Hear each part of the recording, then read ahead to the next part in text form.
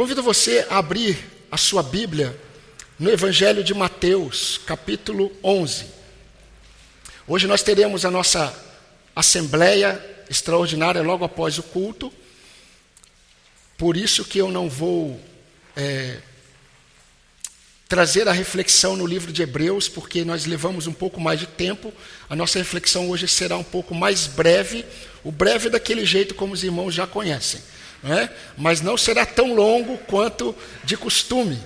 Mateus capítulo 11, versículo 28 a 30.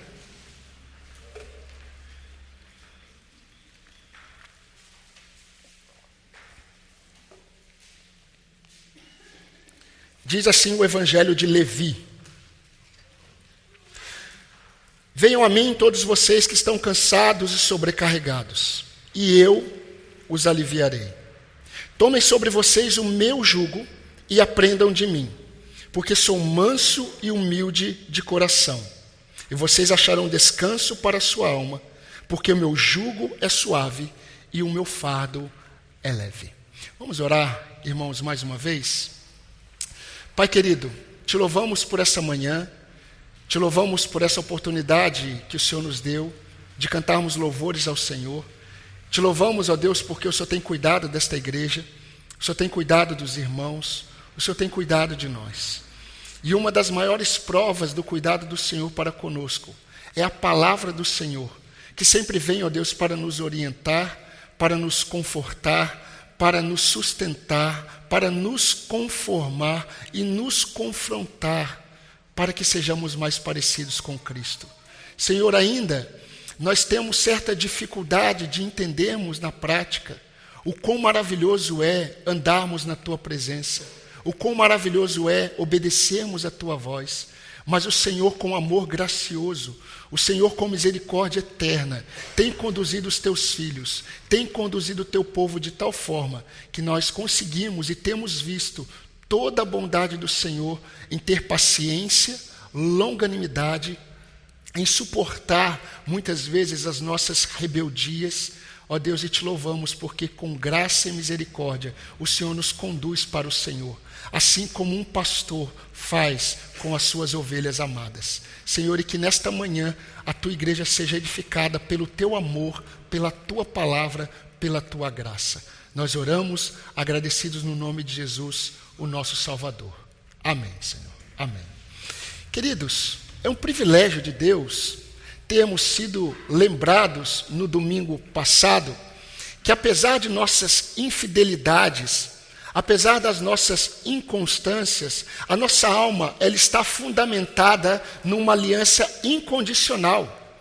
E por isso nós temos as promessas da misericórdia do Senhor e da aliança de paz que nunca mudam, porque o nosso Deus, Ele não muda. Ele é fiel às suas promessas, porque Ele é fiel às suas alianças. E nós vimos isso domingo passado. E isso é motivo de nós agradecermos ao Senhor todos os dias, porque não depende de quem corre ou de quem quer, mas depende do Senhor agir com a sua misericórdia, como diz Romanos capítulo 9, versículo 6.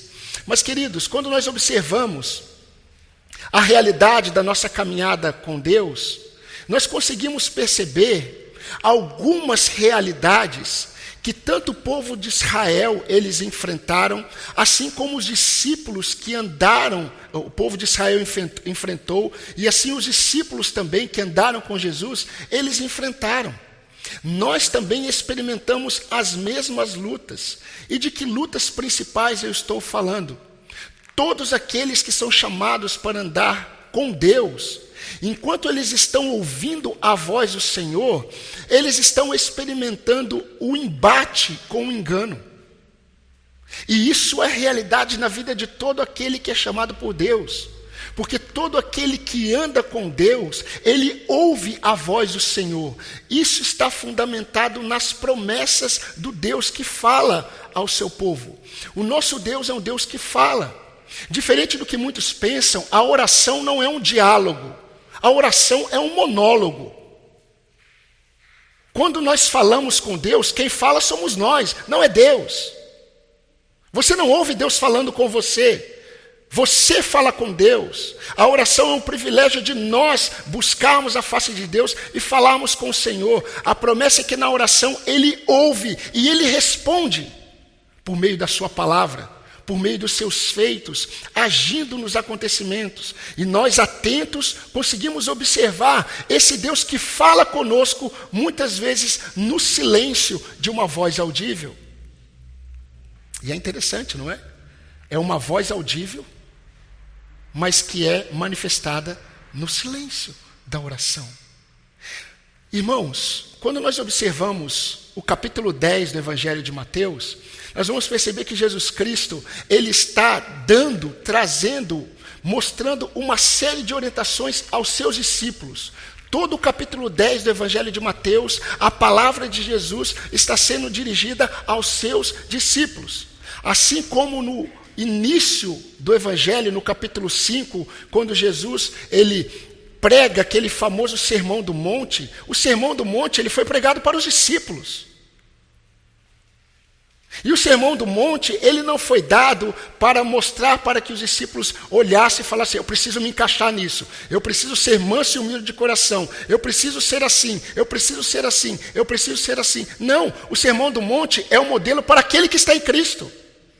E aquele que está em Cristo, ele começa com uma virtude, ele é humilde de coração, ele é humilde de espírito, porque ele reconhece, há um reconhecimento. E quando Jesus está no capítulo 10 de Mateus, expondo todas as orientações necessárias sobre o reino de Deus, nós vamos perceber que Jesus entra no capítulo 11, e Jesus ele para de falar com seus discípulos, diretamente aos seus discípulos, e Jesus começa a proclamar algumas verdades muito importantes sobre o juízo de Deus. Mas antes de falar sobre o juízo de Deus, no capítulo 11 ainda, Jesus ele está dando uma resposta aos discípulos de João.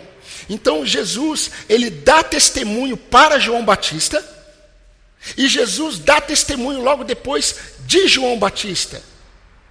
E logo depois de dar testemunho para João e sobre João, Jesus ele fala uma série de palavras que foram juízos contra algumas cidades que estavam ouvindo e vendo seus sinais, vendo seus milagres, e eles estavam permanecendo duros na incredulidade, como Corazim e Betsaida. Ai de ti, Corazim, ai de ti, Betsaida. Se em Sodoma e Gomorra fossem feitos aquilo que eu fiz na cidade de vocês, olha, eles há muito teriam se arrependido. Mas no dia do juízo haverá mais misericórdia para Sodoma e Gomorra do que para vocês.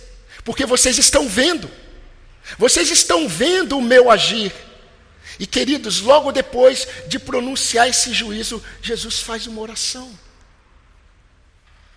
Os discípulos estão ouvindo. E eu gostaria que você lesse comigo essa oração de Jesus Cristo, que está no capítulo 11, de 25 a 27. Olha o que Jesus orou. E Mateus registrou. Por aquele tempo, versículo 25, Jesus exclamou: graças te dou, ó Pai, Senhor do céu e da terra, porque escondeste estas coisas dos sábios e instruídos, e as revelaste aos pequeninos. Sim, ó Pai, porque assim foi do teu agrado. Tudo me foi entregue por meu Pai. Ninguém conhece o Filho a não ser o Pai.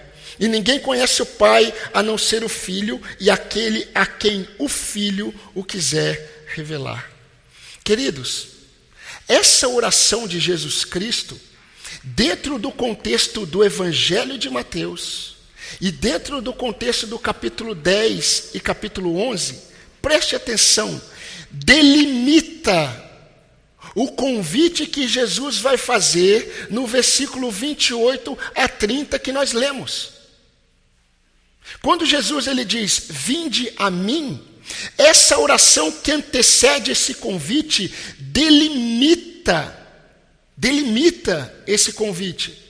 O que isso significa? Significa que claramente esse convite que Jesus fez foi e é para aqueles que estavam ouvindo até atentamente aos seus ensinos e estavam crendo nele.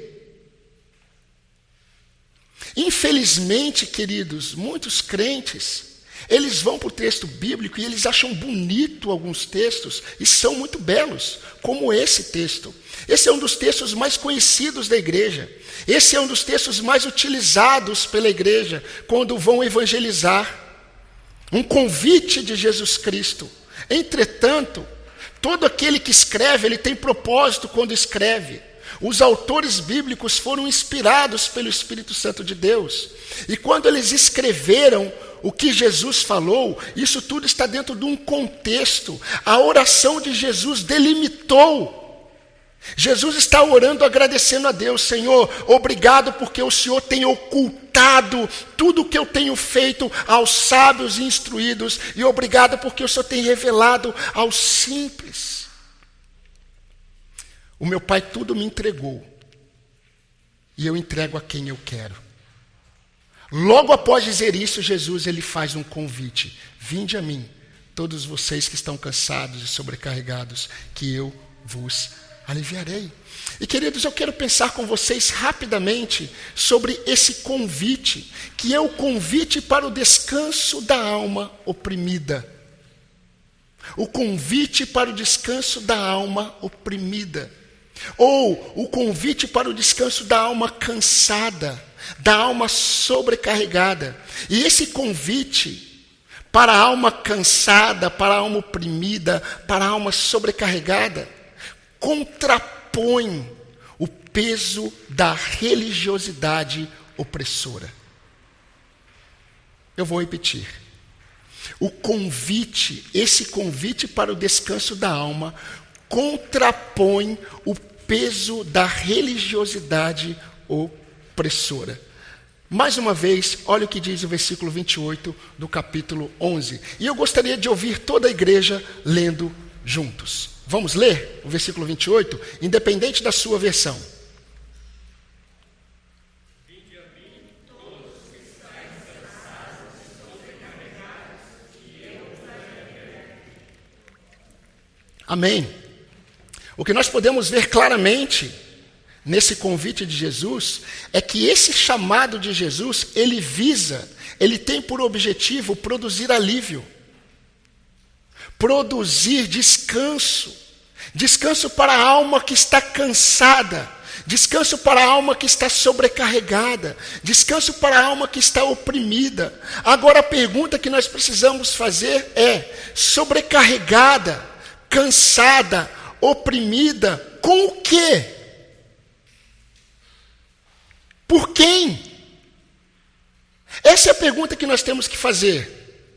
Porque normalmente quando nós lemos um texto como esse, nós podemos até pensar que esse convite de Jesus Cristo é para a alma que está cansada com o pecado, é para a alma que está cansada com os sofrimentos desse mundo, é para a alma que está cansada pelas opressões, pelas frustrações, pelas decepções que nós sofremos. Mas será que Jesus Cristo, quando ele disse: vinde a mim todos vós que estáis cansados e sobrecarregados, e eu vos aliviarei, ele estava pensando em todos esses contextos que eu disse? Queridos, para entendermos o teor e a profundidade desse convite que Jesus Cristo faz aos seus discípulos, nós precisamos interpretá-lo dentro de um constante e crescente embate que Jesus estava tendo desde o início de seu ministério até o fim com a liderança espiritual de Israel, fariseus, escribas e saduceus. Quando nós olhamos, por exemplo, o Evangelho de João relata de uma forma muito clara como que em cada vez que Jesus Cristo se deparava com os líderes de Israel, com os escribas, com os fariseus, com os saduceus, parece que a tensão aumentava. E quanto mais próximo da morte de Jesus Cristo, quando Jesus já estava com 3 anos de ministério, parece que não havia mais condições de diálogo entre ele e a liderança de Israel. Os irmãos vão se lembrar que vai ser no final do ministério de Jesus, que Jesus ele vai lançar uma série de ais que revelam o juízo de Deus. Ai de vós, escribas e fariseus hipócritas. Ai de vós, escribas e fariseus hipócritas. A ponto das pessoas que estavam ouvindo, de seus discípulos, dizerem para Jesus: olha, o Senhor está provocando a ira deles. A ponto deles desejarem matar Jesus. E foi isso que aconteceu. Mas, meus irmãos, a referência que Jesus faz, quando ele diz assim: eu tenho um jugo suave e um fardo leve. Aqueles que ouviram, eles entenderam. Nós, povo ocidental, gentílico, nós muitas vezes não conseguimos compreender o que Jesus disse. Mas quando Jesus disse assim: olha, tomem sobre vocês o meu jugo, porque o meu jugo é suave e o meu fardo é leve, eles entenderam o que Jesus estava dizendo. E por que eles entenderam? Porque havia um costume, havia uma crença popular de que todo aquele que surgisse ensinando, e essa pessoa que começasse a ensinar, se ela tivesse seguidores, todos entendiam que todos aqueles que estavam seguindo aquele rabi, que ele era reconhecido como rabi, todo aquele que estava seguindo aquele mestre, eles estavam debaixo do jugo daquele mestre. Ou seja, a doutrina que aquele mestre estava ensinando era um jugo que estava sendo lançado aos discípulos. Então, todo aquele que seguia alguém, ele tinha um jugo, ele tinha um fardo de doutrinas sobre eles. E a ideia é literalmente de uma canga. Os irmãos que vivem no contexto de roça sabem muito bem o que é uma canga. Não é? É aquela ferramenta em que nós colocamos 2 bois. Essa ferramenta precisa ser bem trabalhada e os bois precisam ter a mesma altura, para que eles possam fazer o trabalho de forma correta. Esse é o jugo. Quando alguém surgia ensinando, logo as pessoas diziam: é um mestre, é um rabi, vamos observar o que ele está ensinando, porque ele tem seguidores, e o que ele está ensinando é um jugo que está sobre aqueles que o seguem. E queridos, diferente dos fariseus, diferente dos escribas incrédulos, que transmitiam e zelavam por um ensino extra-escriturístico. Ou seja, os fariseus, os escribas e os saduceus, eles zelavam por um ensino, por uma doutrina que estava mais fundamentada nos comentários que os rabinos faziam das Escrituras do que nas Escrituras.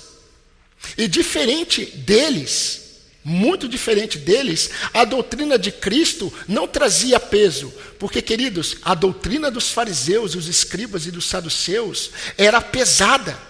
Os costumes que eles colocavam para que as pessoas obedecessem eram muito pesados, eram difíceis de carregar, e diferente do jugo deles, diferente do fardo deles, a doutrina de Cristo liberta o homem do medo do juízo de Deus, liberta o homem do peso da culpa do pecado e, principalmente, liberta o homem da religiosidade hipócrita.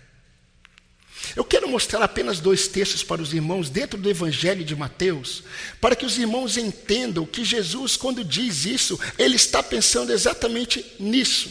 Mateus capítulo 15, de 1 a 3, você pode anotar para ler depois, ou você pode abrir agora.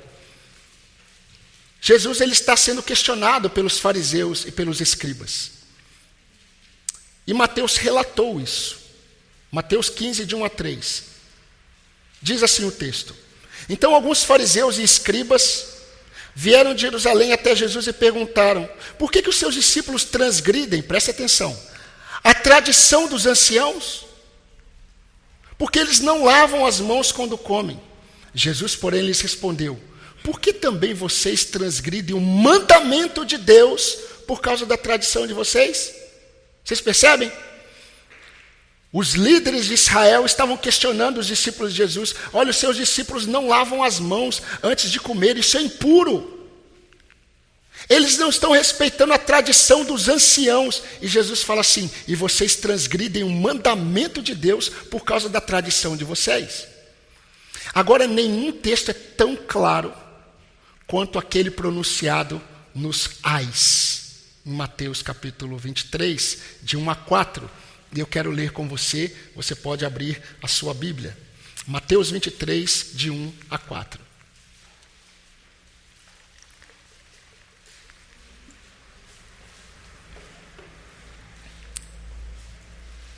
Mateus escreveu: então Jesus falou às multidões e aos seus discípulos: na cadeira de Moisés se assentaram os escribas e os fariseus. Portanto, façam e observem tudo o que eles disserem a vocês, mas não os imitem em suas obras, porque eles dizem e não fazem. Eles colocam fardos pesados, difíceis de carregar, e eles colocam sobre os ombros dos outros, é o jugo. Mas eles mesmos nem com o dedo querem movê-los. Essa era a doutrina dos fariseus. E queridos, diferente dos escribas e diferente dos fariseus, que eram arrogantes, eles eram hipócritas, eles eram soberbos, diferente deles, Jesus ele é manso e humilde. Diferente da doutrina dos escribas e fariseus, que eram pesados de carregar, a doutrina de Cristo é leve e ela é suave. Mas eu não sei se vocês perceberam, há algo muito belo aqui. Não existe ausência de jugo. Não existe ausência de submissão a uma doutrina. Não existe ausência de submissão a um mestre. O convite de Jesus Cristo, vinde a mim, todos vós que estáis cansados e sobrecarregados, não significa uma destituição de jugo, mas uma substituição. E é muito interessante, queridos, porque nós precisamos nos lembrar que a nossa prática, ela é fruto daquilo que nós conhecemos e cremos ser verdade. Toda a nossa prática revela um jugo de doutrinas que nos guiam, de conhecimentos que nos guiam. Você não tem uma cosmovisão, uma visão de mundo aleatória. Ou você pode dizer assim: não, eu não sigo ninguém, eu não creio em nada, eu não tenho doutrina nenhuma, mas a forma como você conduz a sua vida revela a forma como você vê a vida e revela como você crê sobre a vida. Então talvez, eu não tenho dúvida, que o jugo que muitos homens têm sobre eles é o jugo deles mesmos, porque eles seguem a própria doutrina, eles seguem o próprio coração, e eles criam Deus, eles falam de Deus, eles colocam que Deus é assim, Deus não faz assim, Deus quer isso, Deus não quer isso, mas na verdade quando você olha em cima dele, o jugo que está sobre ele, foi ele quem colocou, ele segue a doutrina dele. Porque, meu irmão, não existe ausência de jugo, não existe ausência de doutrina. Não existe.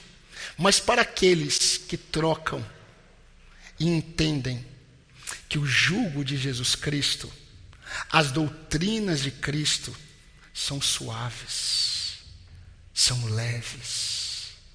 A doutrina dos homens, a doutrina da religiosidade é pesada. É um fardo pesado de carregar. Por isso que Jesus diz: olha, se vocês trocarem, se vocês vierem a mim e vocês trocarem o jugo pesado da religiosidade pelo meu jugo, pelo meu ensino, pela minha doutrina, vocês encontrarão simplesmente descanso para a alma de vocês. É o que ele diz no versículo 29, no finalzinho. E vocês acharão descanso para a sua alma. E ele explica no 30, porque o meu jugo é suave e o meu fardo é leve. Meus irmãos, eu quero me ater agora a algumas observações muito práticas para as nossas vidas dentro dessa realidade que Jesus expõe aqui. Queridos, apesar de nós não termos experimentado o jugo pesado dos fariseus e dos escribas, apesar de nós não termos carregado sobre nós as tradições dos anciãos, de homens pesadas, que além de nos afastar do Senhor, oprimem as nossas almas. É isso que a religiosidade faz. Ela não apenas nos afasta do Senhor, mas ela oprime a nossa alma.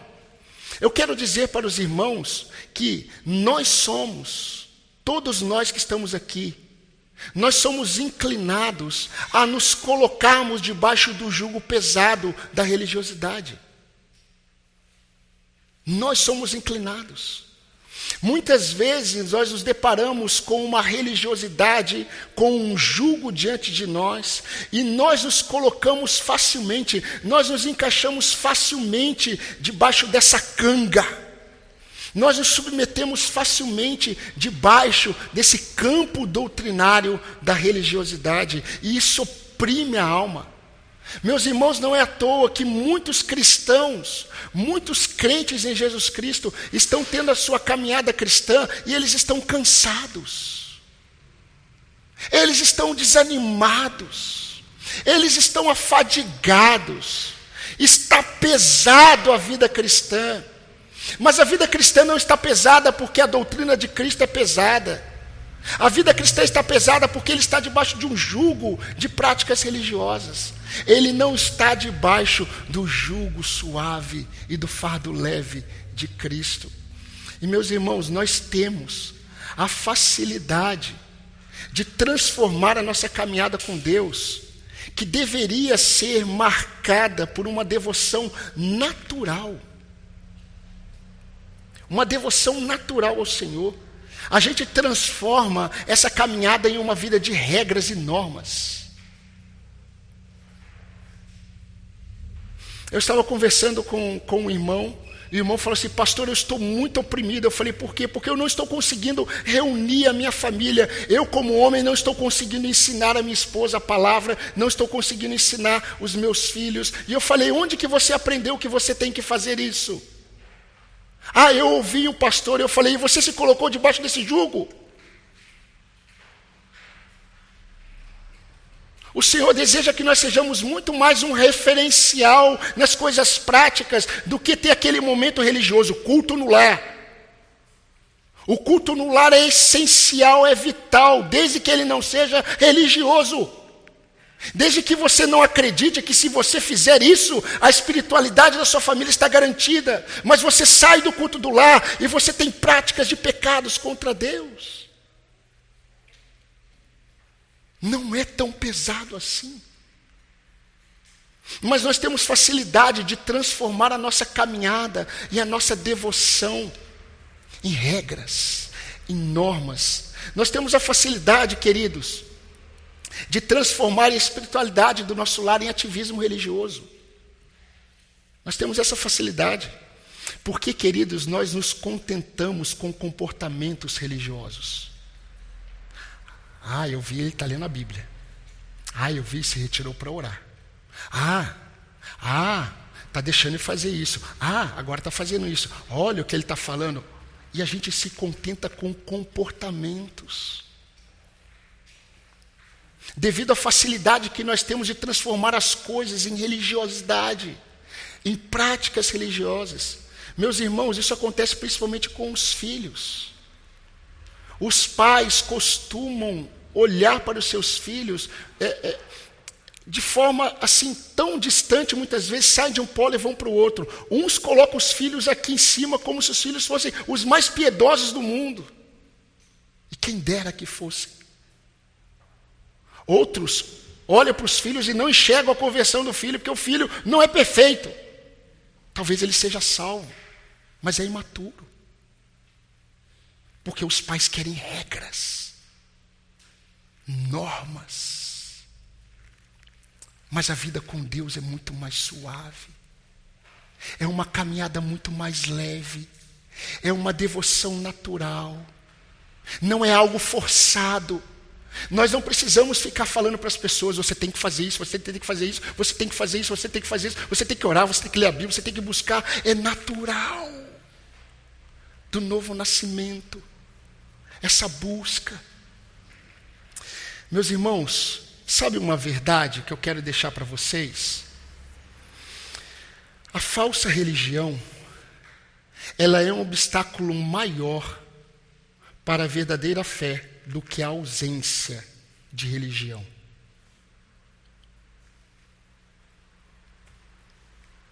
Jesus, ele disse para os fariseus assim, em Mateus 23:13: ai de vocês, escribas e fariseus, seus hipócritas, porque vocês fecham o reino dos céus diante das pessoas, vocês impedem as pessoas de entrar, vocês mesmos não entram, e vocês não deixam que os outros entrem, porque vocês colocam o reino dos céus como algo tão pesado, regras, normas.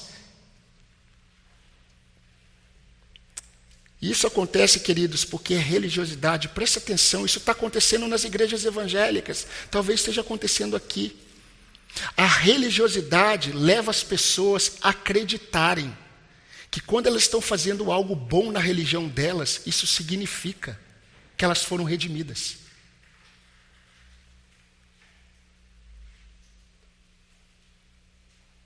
Nós temos muitas pessoas fazendo coisas boas aos olhos delas, mas perecendo em seus pecados.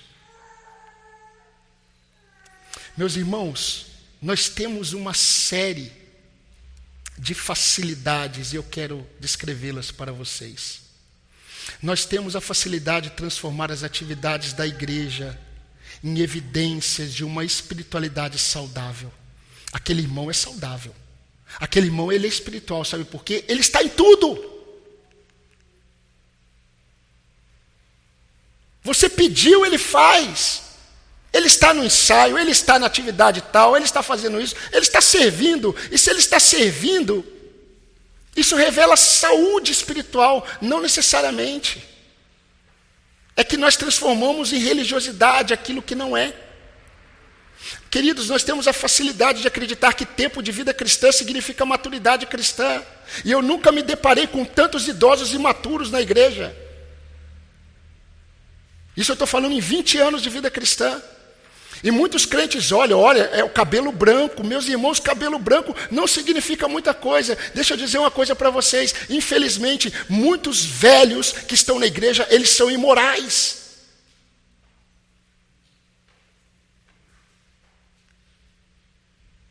Eu estava lendo uma matéria, uma notícia, na minha época era matéria, uma notificação, uma informação, não é? De que nos Estados Unidos eles fizeram uma pesquisa e eles estavam perplexos, porque eles estavam percebendo o aumento da promiscuidade nas casas de idosos, nos asilos. Velhos promíscuos.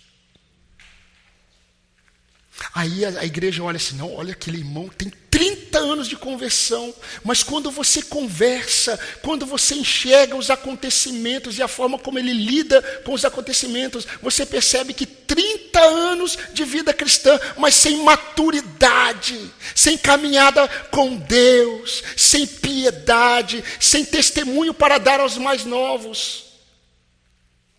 É que nós transformamos tudo em religiosidade. Meus irmãos, nós temos a facilidade de transformar a bênção da oração em uma atividade religiosa vazia. Como as nossas orações ao nosso Deus, elas são muitas vezes vazias, porque você não pode sair sem orar. Você fica mal porque eu não orei. Eu não tive aquele momento, se eu não tive aquele momento de oração, aquele meu momento... Está certo que é do seu devocional, você fica mal. Aí você peca contra Deus e começa a pecar contra as pessoas porque você não teve o seu momento de oração. E a gente transforma a oração em um ato de religiosidade. É muito mais suave. é muito mais leve. Eu me lembro do chamado de Deus a Abraão.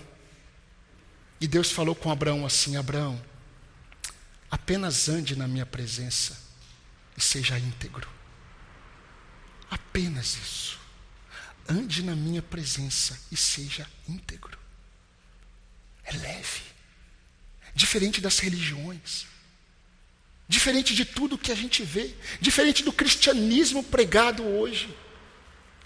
Meus irmãos, nós temos a facilidade de transformar o dia do Senhor em apenas um dia da nossa agenda religiosa. Eu espero ver um dia em que a Igreja de Cristo, no sábado, esteja se preparando para o domingo, para o dia do grande encontro. Preparo. Porque não é um dia apenas. Quando Deus ele diz assim ao seu povo, olha, e eu estava lendo Levítico ontem pela manhã, e Deus diz assim, olha, guardem o meu sábado, eu sou o Senhor. Santifiquem o meu dia, eu sou o Senhor. Ah, domingo é domingo. O que eu posso fazer? Eu vou trocar. Ah, eu tenho outra coisa para fazer mais importante. Eu estou com saudade dos irmãos, estou com saudade do culto. E por que não vem? Troca tão facilmente o culto por qualquer outra atividade. Meus irmãos, deixemos de ser religiosos. Esse fardo é pesado. É pesado demais. Nós temos a facilidade de colocar sobre os outros uma postura que nós mesmos não conseguimos sustentar por muito tempo. Meus queridos, nós temos a facilidade, eu estou caminhando para o fim. Nós temos a facilidade de acreditar que Deus está mais preocupado com a nossa capacidade de fazer as coisas para Ele, do tipo ler a Bíblia em um ano, vir em todas as atividades da igreja. Querido, muitas das coisas que nós estabelecemos como meta para a nossa espiritualidade tem a ver com a nossa consciência, com o alívio da nossa consciência. Agora a pergunta que eu faço para você, é um bom motivo, tá? Se você tem o propósito de ler a Bíblia, eu não sou um pastor que sou contra ler a Bíblia em um ano, não é? Eu sou contra a religiosidade que isso produz. E qual é a sua motivação? O que você pretende depois que você lê a Bíblia por um ano? Em um ano? Apenas dizer para você mesmo, eu li a Bíblia em um ano e para as pessoas? Eu li a Bíblia em um ano. Eu estou numa luta terrível para praticar um versículo. Romanos 12, 9. O amor seja sem hipocrisia. O amor sem hipocrisia é o amor que não é falso. O amor que não é falso é o amor que não busca o seu próprio interesse. Ele não se aproxima dos outros buscando o seu próprio interesse. Esse é o amor de Cristo. Eu estou lutando a minha vida, eu acho que eu vou lutar até o fim para praticar esse versículo. Eu não estou com foco de ler a Bíblia em um ano por causa de um ato religioso.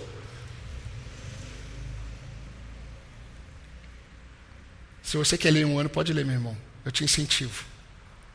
Eu não vou conseguir. Eu nem pretendo. Eu estou tendo dificuldades para caminhar com o meu Senhor. Para praticar 1 ou 2 versículos. A questão é, por que eu quero fazer isso? Por que eu faço o que eu faço? Meus irmãos, por fim, nós temos até a capacidade de transformar, preste atenção, e por isso que eu deixei para o final. Nós temos a capacidade de transformar a nossa santificação em um processo pesado. Quando nós olhamos a nossa consagração ao Senhor como um manual do tipo, posso e não posso. O que eu posso? O que eu não posso? E você caminha a sua vida cristã tentando identificar o que eu posso e o que eu não posso, porque o seu objetivo, e provavelmente você já transformou a sua santificação em uma religiosidade talvez vazia, porque o seu objetivo é deixar o seu pecado para você se aproximar de Deus. Eu preciso abandonar o pecado para estar mais próximo do Senhor. Não. O processo de santificação é um processo que, na verdade, é um presente de Deus para nós, meus irmãos. Sabe o que significa a santificação? A santificação é um processo de aproximação ao seu Senhor e Rei. E quanto mais você se aproxima do seu Senhor e Rei, os seus pecados vão perdendo o brilho. Você não vai ficar olhando mais para aquilo que antes te dava prazer, para aquilo que antes te atraía, porque você está encontrando a bênção da aproximação. Ande comigo, Abraão, e seja íntegro. Não seja íntegro para andar comigo. Ande comigo. Ande na minha presença. Eu contei para os irmãos que eu passei a minha vida, muito tempo, quase 20 anos, ouvindo a igreja dizendo: Glauber, você é chamado por Deus. Glauber, só você que não vê. Glauber, você é. Glauber, você é. Glauber, você é. E eu falando assim: Senhor, todo mundo diz, mas eu não estou vendo o Senhor falar comigo. E meus irmãos, eu entrei numa crise. E eu me lembro de uma tarde, eu subi num pasto, estava ventando muito, estava sozinho lá. E aí eu comecei a falar com o Senhor, falei: Senhor, me mostra o caminho. Me mostra o caminho. Se o Senhor me mostrar, eu largo tudo. Se Abraão fizesse isso com Deus, Abraão nunca ia sair da terra dele e da parentela dele. Senhor, me mostra o caminho que eu vou. Abraão saiu. E eu estava lá, naquele lugar vazio, apenas eu e o Senhor, e algumas vacas me observando. E eu falando: Senhor, mostra o caminho, Senhor, mostra o caminho, Senhor, mostra o caminho. E eu fiquei em silêncio. E eu falei assim: Senhor, agora eu vou ficar em silêncio. Eu quero ouvir o Senhor falar. E só vinha um texto na minha cabeça: eu sou o caminho, a verdade e a vida. E eu chorei. Eu já entendi, Senhor. Eu não preciso saber o que o Senhor quer que eu faça. Eu preciso buscar a tua face. Só isso. Ande na minha presença, que eu vou dizer, eu vou orientar. Apenas ande comigo, em devoção, não em práticas religiosas pesadas. Meu querido irmão, minha irmã, não transforme o belo e suave em um fardo pesado. Não faça isso. O Evangelho de Cristo, ele é poder. O Evangelho de Cristo é profundo. O Evangelho de Cristo é sério. Mas ele é simples, prazeroso, suave e leve. E João, na sua primeira epístola, em 1 João capítulo 5, versículo 3, ele escreveu: os mandamentos do Senhor não são penosos. Muitas vezes, como crentes, nós dizemos assim: é difícil, né? A vida cristã é difícil. A vida cristã é pesada. Não, a religiosidade é. A vida cristã não. É prazerosa. Meus queridos irmãos, nossa caminhada com Deus exige de nós renúncia, sim. Exige. Se os irmãos lerem o capítulo 10, versículo 34 a 39, e eu gostaria de ler com você rapidamente, nós já estamos caminhando para o fim. Mateus 10, 34 a 39. Os irmãos vão perceber que a vida cristã, ela tem realmente um chamado de renúncia.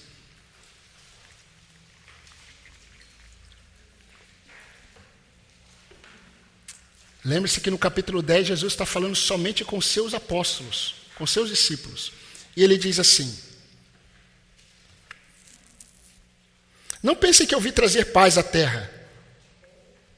Eu não vim trazer paz, mas espada. Pois eu vim causar divisão entre o homem e seu pai, entre a filha e a sua mãe, entre a nora e a sua sogra. Isso que Jesus acabou de falar, em muitas igrejas hoje, é ofensivo. E Jesus continua: assim os inimigos de uma pessoa serão os da sua própria casa. Quem ama o seu pai e a sua mãe mais do que a mim, não é digno de mim. Quem ama o seu filho ou a sua filha mais do que a mim, não é digno de mim. E quem não toma a sua cruz e vem após mim, não é digno de mim. Quem acha a sua vida, a perderá. E quem perde a vida por minha causa, esse a achará. Meus irmãos, a questão é que essa renúncia que Jesus pede aos seus discípulos não é uma postura de atitudes religiosas forçadas. Na verdade, é uma manifestação do nosso amor a Cristo. Significa que se um homem se colocar entre mim e o Senhor, se um homem se colocar entre mim e o Senhor dizendo assim: olha, se você me ama, eu não quero que você faça isso. E o seu Senhor, na sua palavra, ele diz isso. Você vai revelar a quem você mais ama. Talvez seja um pai, talvez seja uma mãe, uma sogra, uma nora, um filho e uma filha, que diga assim para você: olha, eu não quero que você siga dessa forma, eu não quero que você creia nisso, eu não quero. Entre você e o meu Senhor, não tenha dúvidas, eu vou seguir ao meu Senhor. Meus queridos, eu não tenho dificuldade nenhuma, nem 1 milímetro de dificuldade de ir contra presidente e governador. Nenhuma. Se eles se colocarem contra a voz do meu Senhor.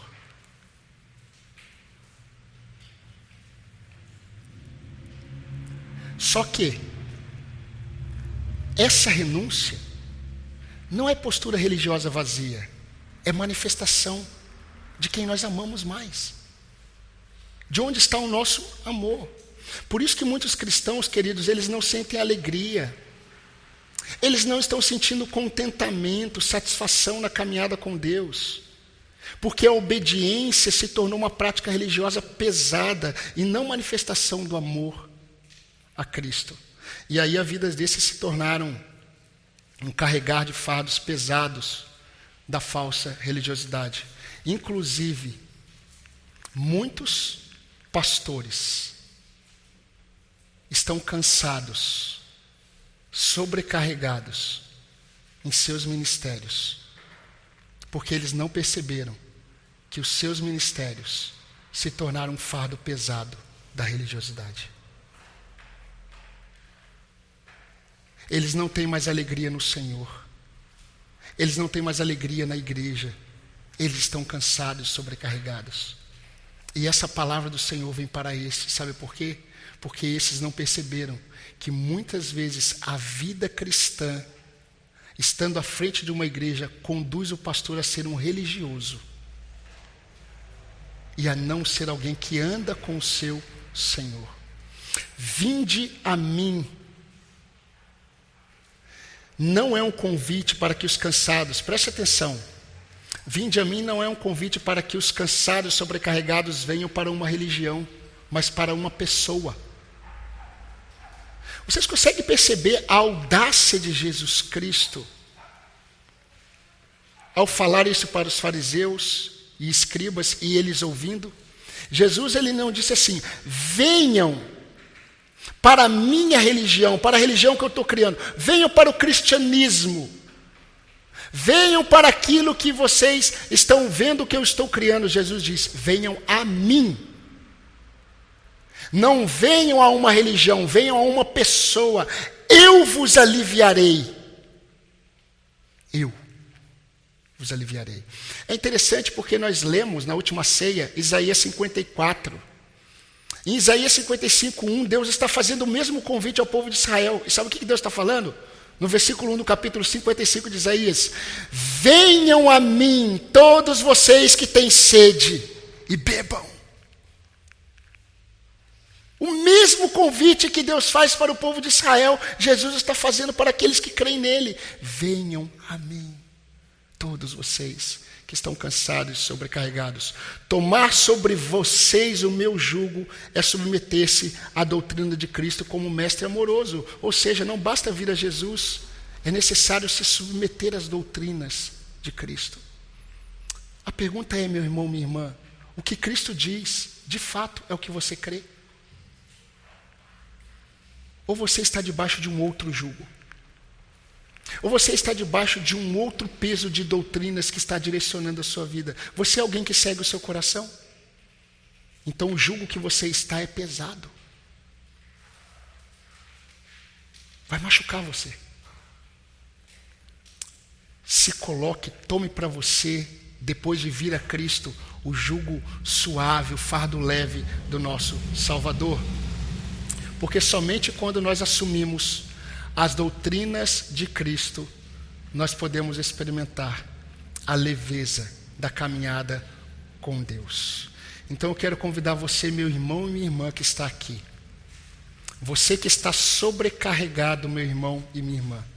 Sobrecarregado com uma religiosidade, talvez, que foi imposta por você. É triste ver como muitas denominações tornaram a igreja um povo que carrega fardos de costumes humanos, que são pesados de carregar. E muitos dos que colocam esses fardos, eles mesmos não conseguem carregar. E eles cobram dos outros. Mas a vida com Cristo não é assim. Então eu desejo que você, meu irmão, que está cansado e sobrecarregado com a religiosidade imposta, ou talvez você se colocou debaixo de uma religiosidade, eu quero convidar você a vir até Jesus e se colocar debaixo do jugo dele. Aprendam dele, que é manso e humilde de coração, e nós acharemos descanso para a nossa alma. Venham a mim todos vocês que estão cansados e sobrecarregados, e eu os aliviarei. Tomem sobre vocês o meu jugo e aprendam de mim, porque eu sou manso e humilde de coração, e vocês acharão descanso para a sua alma, porque o meu jugo é suave e o meu fardo é leve. Amém, irmãos? Amém. Que Deus nos abençoe.